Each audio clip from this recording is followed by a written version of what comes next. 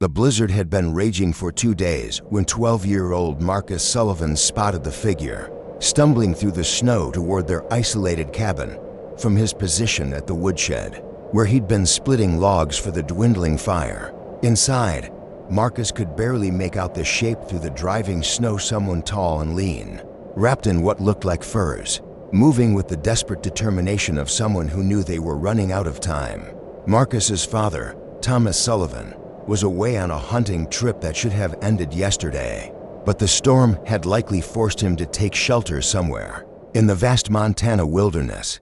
It was just Marcus and his 8-year-old sister Emma alone in the cabin, with enough food for a few more days and a woodpile that wouldn't last much longer. If the cold kept up, the safe thing would be to bar the door and wait for his father's return. These were dangerous times in the territory, with rumors of bandits and desperate men driven to violence by the harsh winter. But as Marcus watched the figure stumble and nearly fall, then struggle back to their feet with obvious difficulty, he couldn't bring himself to turn away. His mother, God rest her soul, had died the previous spring, but her voice still echoed in his memory. Marcus, when someone's in trouble, you help them. That's what makes us human instead of just animals trying to survive. The figure was closer now, close enough for Marcus to see it was a man, tall and broad-shouldered despite his obvious exhaustion, with long dark hair streaked with snow and clothes that spoke of life lived outdoors. Most striking was the calm dignity with which he moved, even in his distress. This wasn't a desperate criminal or a dangerous drifter. This was someone who'd been caught by the storm and was fighting for his life. Marcus made his decision. "Sir," he called out, his young voice nearly lost in the howling wind. "Sir, over here." The man's head turned toward the sound, and Marcus could see his face for the first time, weathered and strong-featured, with dark eyes that held intelligence and something that might have been relief. He was Indian, Marcus realized, probably Crow or Blackfoot from his dress and bearing, though it was hard to tell through the snow and exhaustion. For a moment, Marcus felt his father's warnings echo in his mind, but then he looked at the man's face again, saw the way he struggled to stay upright, the blue tinge around his lips, the desperate gratitude in his eyes, and knew that whatever dangers might exist, leaving someone to freeze to death wasn't an option. "Come to the cabin," Marcus shouted, gesturing toward their small log home. "I'll get a fire going." The man nodded, too cold or too exhausted to speak, and Marcus ran ahead to prepare. Inside the cabin, Emma looked up from where she was huddled near the dying fire, wrapped in their mother's old quilt. "Marcus, who was that outside?" "Someone who needs help," Marcus said, already grabbing kindling to build up the fire. "He's half frozen. Get some of Papa's dry clothes, the old wool shirt and the heavy pants." "But Papa said to take care of each other and help folks in trouble," Marcus interrupted, though he said it gently. Emma was only 8, and their father's warnings about strangers had been driven home repeatedly since their mother's death. "This man's going to die if we don't help him." By the time the stranger reached their door, Marcus had the fire blazing and a pot of snow melting for warm water. The man knocked politely, despite his desperate condition, and Marcus opened the door to find him swaying on his feet. "Thank you," the man said, his voice rough with cold but his English clear and unaccented. "I am called Grey Wolf. I will not impose on your hospitality longer than necessary." "I'm Marcus. This is my sister Emma," Marcus replied, helping the man inside. "And you're not imposing. Sit by the fire before you freeze to death." Grey Wolf moved toward the warmth, with careful dignity, even in his extremity maintaining the bearing of someone accustomed to respect. As he settled near the fire, Marcus could see he was younger than he'd first appeared, perhaps in his late 20s, with intelligent dark eyes and the kind of quiet strength that came from a life lived close to the land. "Your parents?" Grey Wolf asked, looking around the small cabin. "Papa's hunting," Marcus said. "Mama died last spring." Something flickered in Grey Wolf's eyes, sympathy, perhaps, or recognition of shared loss. "I am sorry for your loss. Your mother raised a son with a good heart." Emma emerged from behind the curtain that separated their parents' sleeping area, carrying the dry clothes Marcus had requested. She was clearly nervous, but trying to be brave, and Grey Wolf noticed. "Thank you, little sister," he said to her gently, using the same tone he might have used with a frightened animal. "You are very kind." The formal courtesy seemed to ease Emma's fears somewhat. "Are you really an Indian?" she asked with the directness of childhood. "I am Absarok, what you call Crow," Grey Wolf replied. "And yes, I am really an Indian. Papa says Indians are dangerous. Some are," Grey Wolf said honestly, "just as some white men are dangerous. But I mean no harm to you or your brother. I am simply a man caught in a storm, grateful for the kindness of children who have generous hearts." While Grey Wolf changed into the dry clothes, Marcus heated water for tea and checked their food supplies. They had enough to share a meal, though it would stretch their reserves. But looking at the man's obvious exhaustion and the way his hands shook from more than just cold, Marcus knew he couldn't let anyone go hungry under his roof. "How long since you've eaten?" Marcus asked when Grey Wolf emerged from behind the curtain, looking more human in Thomas Sullivan's spare clothes. 2 days, perhaps 3. The storm came suddenly, and I was separated from my hunting party. Marcus ladled out generous portions of the venison stew their father had left them, noting how Grey Wolf's eyes widened slightly at the size of the serving. "This is too much," Grey Wolf protested. "You should not give away your food." "It's not giving away," Marcus interrupted. "It's sharing. There's a difference." As they ate, Grey Wolf told them about the storm that had caught him while he was tracking deer in the high country. His horse had been spooked by lightning and had run off with most of his supplies. He'd been walking for 2 days, following the creek that led to their valley, hoping to find shelter before the cold claimed him. "You saved my life," he said to Marcus with simple dignity. "This is not a debt that can be easily repaid." "You don't owe me anything," Marcus replied. "Anyone would have done the same." Grey Wolf's smile was sad. "No, young Marcus, not everyone would have done the same. There are many who would have seen my face and turned away." Emma, who had been listening quietly, spoke up. "Why would they do that?" "Because fear makes people cruel sometimes," Grey Wolf explained gently. "And because some people think that the color of a man's skin tells them everything they need to know about his heart." "That's stupid," Emma declared with the moral certainty of childhood. "Yes," Grey Wolf agreed. "It is." As the storm continued to rage outside, the 3 of them settled in for what would clearly be a long night. Grey Wolf insisted on taking the watch by the door, saying that it was his duty as a guest to help protect the household. Marcus wanted to argue, but something in the man's bearing made it clear that this was a matter of honor for him. "Tomorrow, when the storm passes, I will leave," Grey Wolf said as they prepared to sleep. "But I will not forget this kindness." "Where will you go?" Marcus asked. "To find my people. They will be worried." "How will you find them in all this snow?" Grey Wolf smiled, the first genuine smile Marcus had seen from him. "The same way your father will find his way home to you. We follow the signs the land gives us, and we trust that those who care about us are doing the same."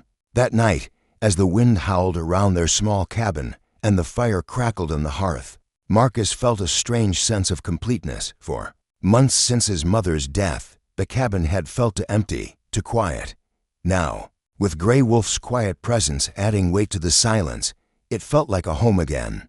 But Marcus couldn't shake the feeling that this encounter was more significant than a simple act of winter hospitality. There was something about Grey Wolf, the way he carried himself, the respect with which he spoke, the careful attention he paid to everything around him, that suggested he was more than just a lost hunter. Outside, the storm began to quiet, and in the growing stillness, Marcus thought he heard something else, the distant sound of horses moving through the snow. But when he went to the window and peered out into the darkness, he could see nothing but swirling white. Grey Wolf, however, had gone very still by the door, his head tilted as if listening to something beyond the range of normal hearing. "What is it?" Marcus whispered. "Perhaps nothing," Grey Wolf replied quietly. "But in the morning, we may find that your kindness has brought more than just one grateful guest to your door." As Marcus settled back by the fire, he wondered what the dawn would bring. He'd acted from the heart, as his mother had taught him. But in this harsh land where survival often depended on suspicion and careful judgment, he could only hope that his trust had been well placed. Outside, the snow continued to fall, covering the world in white silence. But somewhere in that silence, Marcus was certain now that he could hear the soft whisper of hooves moving through the night, circling their small cabin like protective spirits in the storm. Marcus woke before dawn to the sound of Emma's gasp. She was standing at the window, her small face pressed against the frost-covered glass, staring out at something that had stolen her voice. Grey Wolf was already awake, sitting by the door. With the alert stillness of someone who'd been listening to the night, "Marcus," Emma whispered. "You need to see this." Marcus joined his sister at the window and felt his own breath catch. The storm had passed during the night, leaving the world blanketed in pristine snow that reflected the early morning light like scattered diamonds. But it wasn't the beauty of the winter landscape that had stunned Emma into silence. Arranged in a perfect circle round their cabin, perhaps 50 yards out, were horses and riders. Marcus counted quickly 12, maybe 15 figures, sitting motionless on their mounts like statues carved from shadow and snow. They were Indian. That much was clear even at a distance, and they had clearly been there for some time, because the snow around them was undisturbed. "Grey Wolf," Marcus said, quietly, not taking his eyes from the window. "Are those your people?" "Yes," Grey Wolf replied, standing and moving to look out the window himself. "They came in the night after the storm passed. Are they angry?" Emma asked in a small voice. Grey Wolf looked down at her with gentle eyes. "No, little sister, they are not angry. They are, how do you say, paying respect." "Respect for what?" "For the kindness you showed to one of their own. For the life you saved." Marcus felt his stomach drop. "Grey Wolf, who exactly are you?" For the first time since he'd arrived at their door, Grey Wolf looked uncomfortable. "I am a leader among my people, what you might call a chief. When I did not return from the hunt, they came looking for me." "A chief?" Emma's eyes went wide. "Like in Papa's stories, like in your father's stories." "Yes." Marcus stared out at the circle of riders, his mind racing. "They've been out there all night. They came when the storm ended. They followed my trail to your door, saw that I was safe, and waited." "Waited for what?" "For morning, for the proper time to acknowledge what you have done."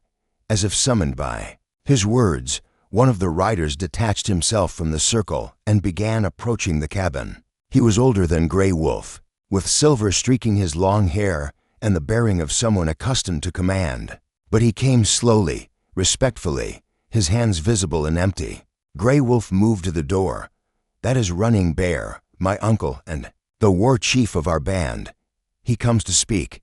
"What should we do?" Marcus asked, suddenly aware that they were two children alone with a situation far beyond their experience. "We greet him with the same kindness you showed me," Grey Wolf said. "Simply, honor calls to honor, Marcus.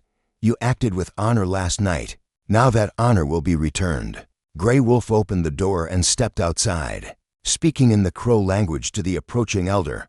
Marcus couldn't understand the words, but the tone was one of deep respect and explanation. Running Bear listened, his weathered face grave, then looked toward the cabin where Marcus and Emma stood visible in the doorway. The war chief approached them directly, stopping a respectful distance away before speaking in careful English. "Young ones," he said, his voice carrying the weight of years and authority, "you have done a great thing. You saved the life of Grey Wolf, who is precious to our people. For this, we are in your debt. You don't owe us anything," Marcus said, echoing his words from the night before. "We just helped someone who needed help." Running Bear's eyes crinkled with what might have been amusement. "Grey Wolf said you would say this. He said you have the heart of a true warrior, though you are still young." "I'm not a warrior," Marcus protested. You are someone who faces danger to help others." Running Bear interrupted.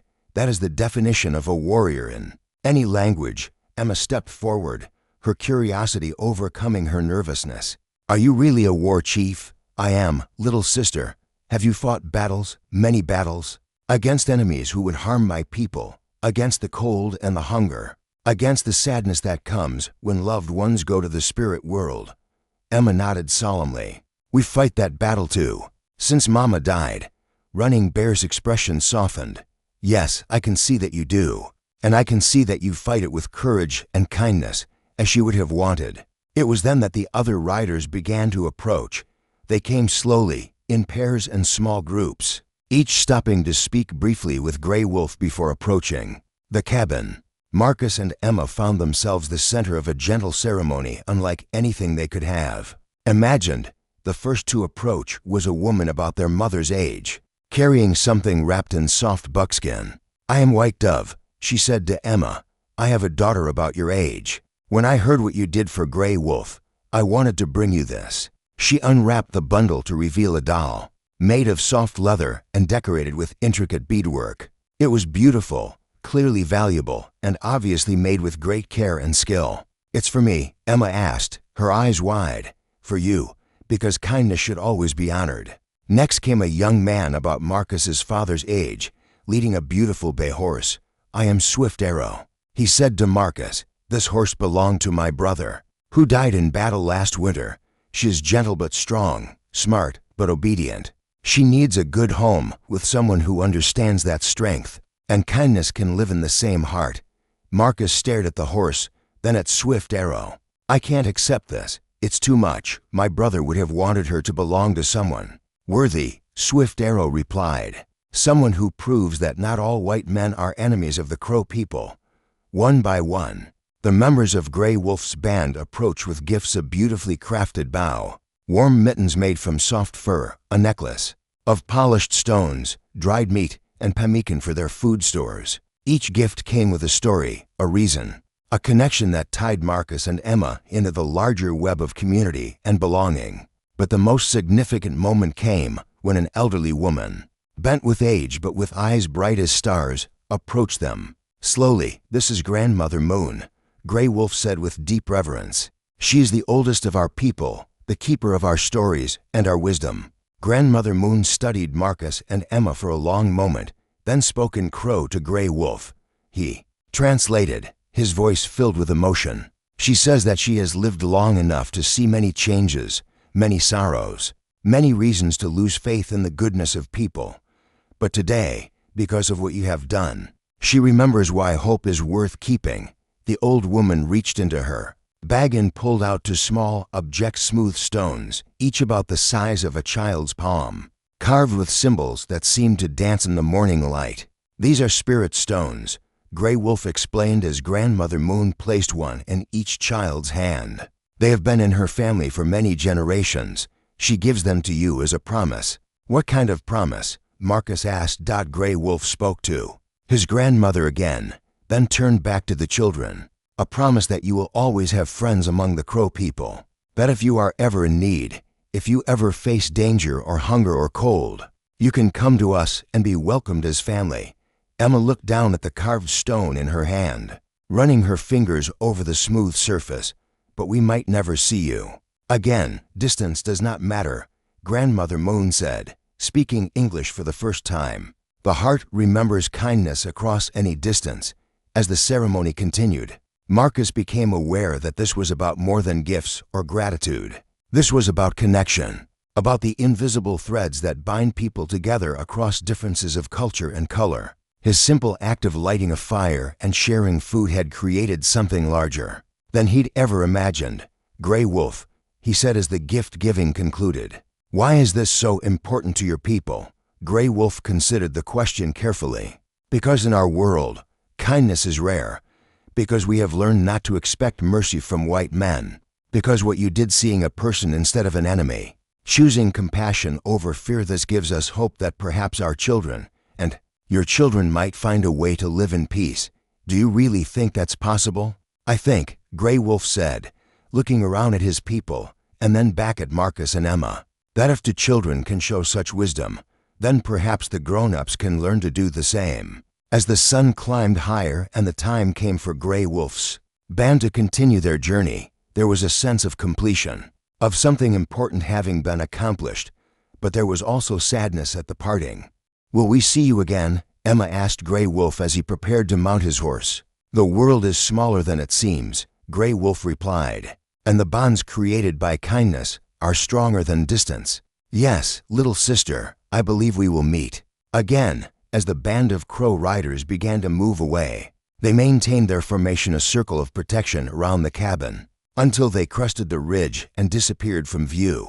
but the circle they left behind was invisible and permanent, a bond of respect and friendship that would endure long after the hoofprints in the snow had melted away. Marcus and Emma stood in their doorway, surrounded by gifts that represented more than mere objects. They were symbols of connection, of the possibility that understanding could bridge any gap. "Marcus," Emma said as they watched the last rider disappear, "do you think Papa will believe us when we tell him what happened?" Marcus looked down at the spirit stone in his hand, felt its weight and warmth, and smiled. "I think Papa's going to learn that sometimes the most unbelievable things are the most true." As they turned to go back inside, Marcus noticed that the circle of hoofprints in the snow formed a perfect pattern around their cabin. Not the chaotic marks of riders passing through, but something deliberate and meaningful. A symbol of protection, of welcome, of the idea that kindness creates its own sacred space in the world. And in that moment, Marcus understood that his mother's voice had been right all along.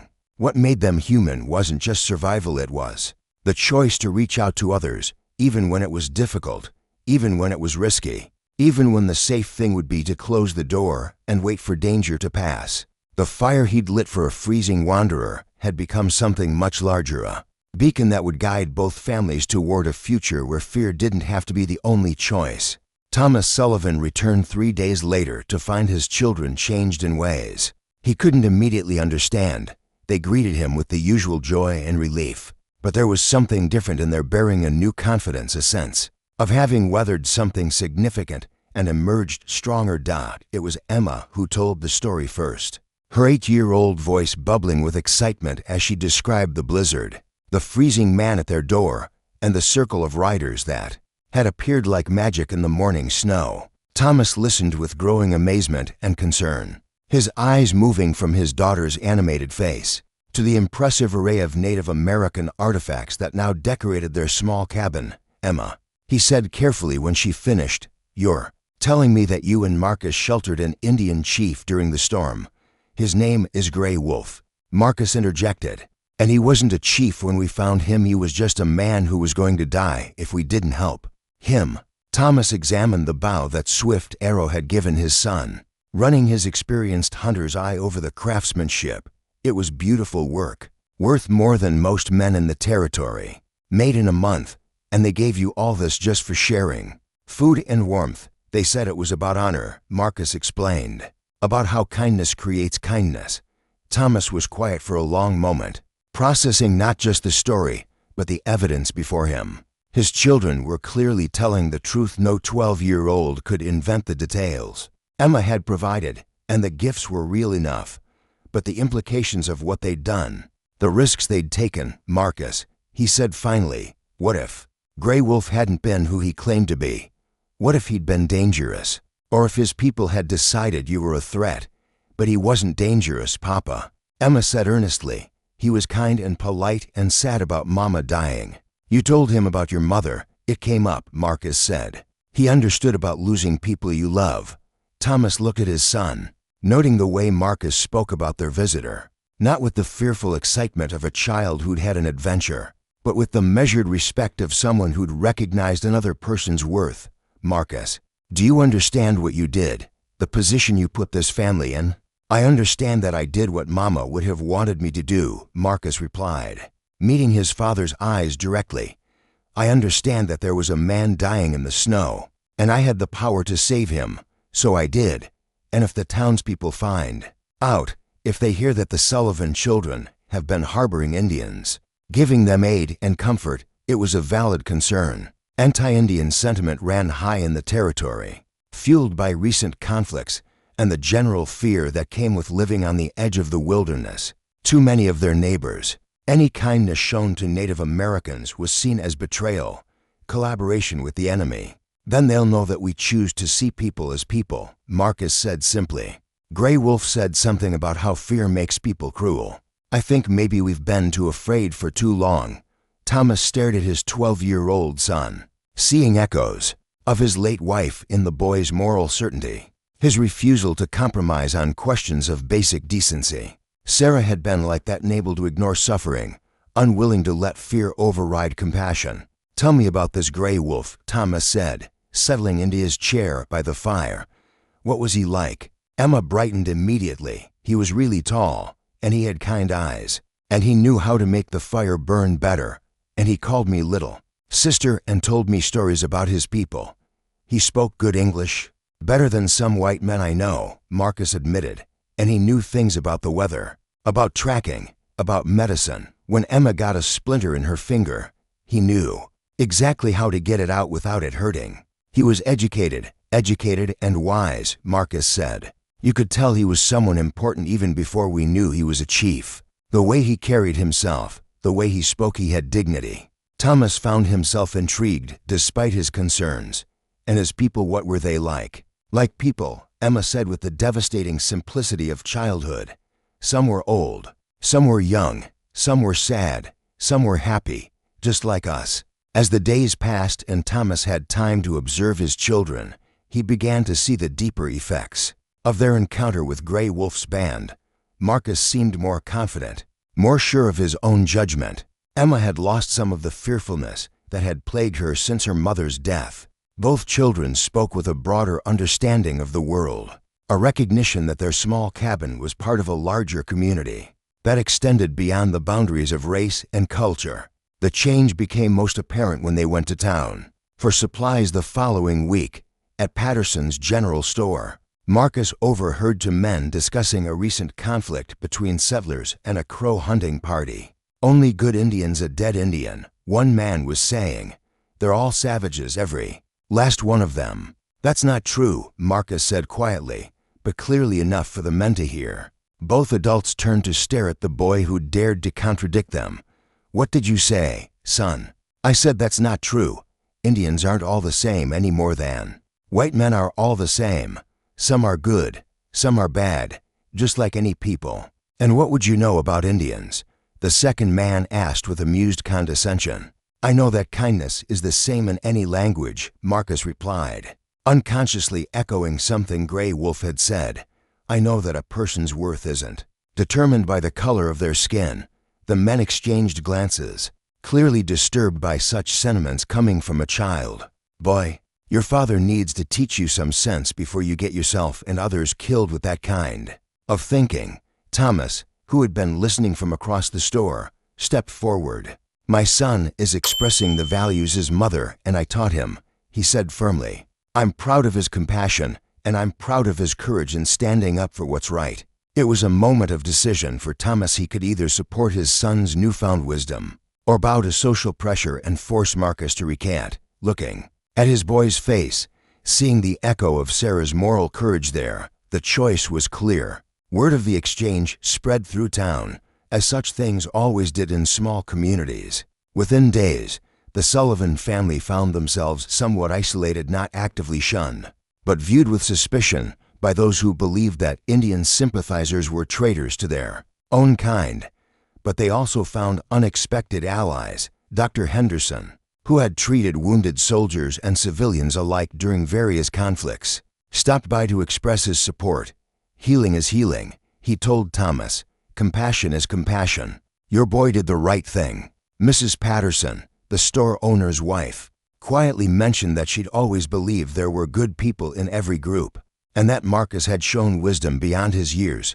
Most surprising was the visit from Jake Morrison, a grizzled mountain man who'd lived in the territory longer than almost anyone. Heard about what your boy did, Jake said without preamble. Wanted to tell you that Grey Wolf's band has a good reputation among those of us who've dealt with them. Fairly, they're honorable people, and they don't forget kindness. You know Grey Wolf. Met him a few times over the years.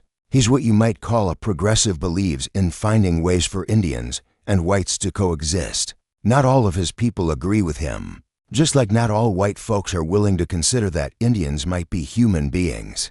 Jake paused, studying Marcus with approval. Boys got good instincts. Trust them. As winter deepened and spring seemed impossibly far away, the Sullivan family settled into their new reality. They were marked now as people who didn't conform to the expected prejudices, but they found that this brought its own kind of freedom. They could speak honestly about their beliefs, act according to their consciences, without worrying about maintaining false facades.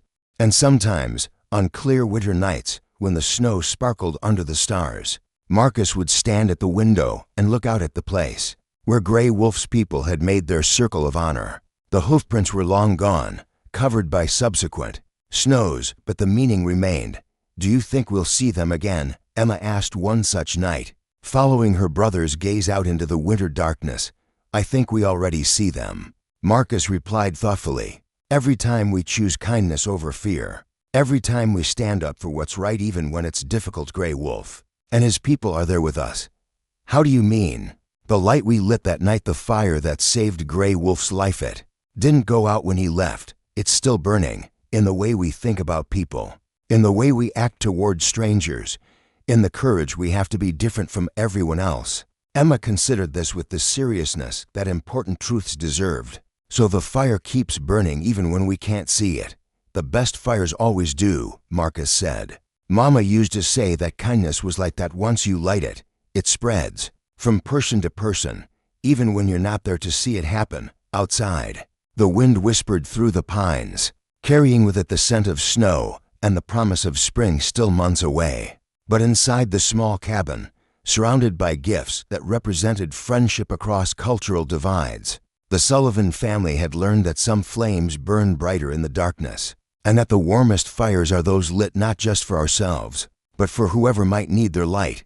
Years later, when Marcus and Emma had grown and had children of their own, they would tell the story of the winter night. When a freezing wanderer appeared at their door, they would speak of Grey Wolf's dignity, of his people's honor, of the way kindness had created a bond stronger than fear. But most importantly, they would teach their children that every person who comes to your door in need is an opportunity to light a fire that might burn for generations, a beacon of hope in a world that often seems determined to choose darkness over light.